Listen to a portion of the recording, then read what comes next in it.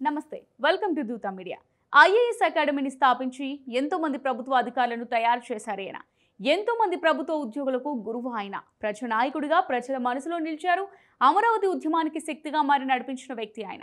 తెలుగు ప్రజల కష్టాలను చూసి చలించి అండగా నిలిచేందుకు కదిలొచ్చిన నాయకుడు. అన్యాయాన్ని నిక్కచ్చుగా నిలదీసే ఆయుధం ఆయన.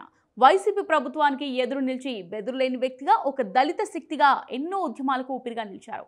తన కెరియర్లో ఉద్యమాలతో పాటు వివాదాల్లోనూ చిక్కుకున్నారు. ఆయన నాయకత్వ లక్షణాలను చూసి టీడీపీ ఆయనకు టికెట్ ఇచ్చింది. తొలి ఎన్నికల్లోనే తన సత్తా చాటారు కొలికపూడి శ్రీనివాసరావు. ఆయన గురించి నేటి జర్నీ ఆఫ్ ది లీడర్లో తెలుసుకుందాం. కొలికపూడి శ్రీనివాసరావు 1964లో గుంటూరు జిల్లా తాడికొండ గ్రామంలో ఓ నిరుపేద కుటుంబమైన మాల సామాజిక వర్గంలో జన్మించారు. తండ్రి కొలికపూడి సుబ్బారావు, భార్య మాధవి తెలంగాణ సచివాలయంలో ఉద్యోగినే. వీరికి ఒక కుమార్తె. మాల సామాజిక వర్గాన్ని చిన్నచూపు చూడడం చూసి ఈ పరిస్థితి నుంచి మార్పు రావాలంటే, ఉన్నత స్థానంలో ఉండాలంటే చదువు ఒకటే మార్గమని నమ్మారు. అందుకోసం కష్టపడి చదివారు. కొలికపూడి శ్రీనివాసరావు ఆంధ్ర విశ్వవిద్యాలయంలో నుంచి పొలిటికల్ సైన్స్ లో మాస్టర్స్ పూర్తి చేశారు. హైదరాబాద్ సెంట్రల్ యూనివర్సిటీలో PhD పూర్తి చేశారు. జర్నలిజం అండ్ మాస్ కమ్యూనికేషన్ లో డిప్లొమా పట్టా అందుకున్నారు. PhD చేస్తున్నప్పుడే 1997లో హైదరాబాద్ లో KS రావు ఐఏఎస్ అకాడమీ స్థాపించి డైరెక్టర్ గా వ్యవహరించారు.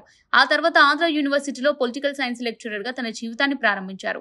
గీతం యూనివర్సిటీలో ప్రొఫెసర్ గా పనిచేశారు. అంతేకాదు IAS, IPS, IRS ఇతర సివిల్ సర్వెంట్లు కావాలని వారి కలను సార్థకం చేసుకునే వారికి గొప్ప గురువుగా నిలిచారు ఆయన. పొలిటికల్ సైన్స్, కరెంట్ అఫైర్స్ పై పలు పుస్తకాలు, వ్యాసాలు కూడా రాశారు. వైసీపీ ప్రభుత్వం 2019లో అధికారంలోకి వచ్చాక అమరావతిని పక్కన పెట్టి 3 ప్రత్యేక రాజధానుల అంశం తెచ్చారు. దాన్ని నిరసిస్తూ ఉద్యమకారులు, రైతులు అమరావతి ఏకైక రాజధాని అంటూ ఉద్యమం చేపట్టారు.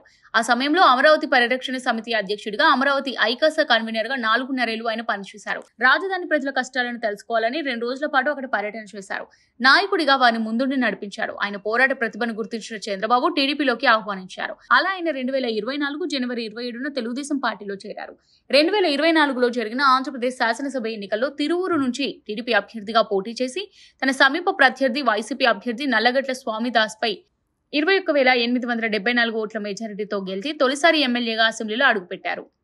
ఆయన చేసిన ఉద్యమాలే కాదు, ఆయనపై వివాదాలు కూడా అన్నీ ఉన్నాయి. 2021లో మాజీ ముఖ్యమంత్రులపై ఏపీ బీజేపీ రాష్ట్ర కార్యదర్శి విష్ణువర్ధన్ రెడ్డి చేసిన వ్యాఖ్యలను తిప్పికొట్టేందుకు లైవ్ డిబేట్ లో పాల్గొని విష్ణువర్ధన్ పై చెప్పు విసిరి వివాదంలో చిక్కుకున్నారు. ఈ డిబేట్ అప్పట్లో వైరల్ గా మారింది. ఆయనకు మద్దతిస్తూ ఒకవైపు, వ్యతిరేకిస్తూ మరోవైపు చేరి డిజిటల్ వార్ కొనసాగించారు. లక్షల వ్యాపారాన్ని వదిలి రాష్ట్ర భవిష్యత్ కోసం అమరావతి ఉద్యమంలోకి వస్తే పెయిడ్ ఆర్టిస్ట్ అనడం తన ఆత్మగౌరవాన్ని దెబ్బతీయడమే అని ఆయన ఓ సందర్భంలో భావోద్వేగానికి గురయ్యారు. తనకి సాహిత్యం అంటే ఇష్టమని, సాహిత్యంపై ఆయనకు మంచి అవగాహన ఉందని, ఈ విషయం చాలా తక్కువ మందికి తెలుసని ఓ ఇంటర్వ్యూలో చెప్పారు. అలాగే తాను అద్భుతంగా క్రికెట్ ఆడతారని, క్రికెట్ అంటే చాలా ఇష్టమని, రకరకాల కారణాల వల్ల ఆటను పక్కన పెట్టేశానని చెప్పారు. ఇది వాళ్ళ journey of the leader. Keep watching దూత మీడియా.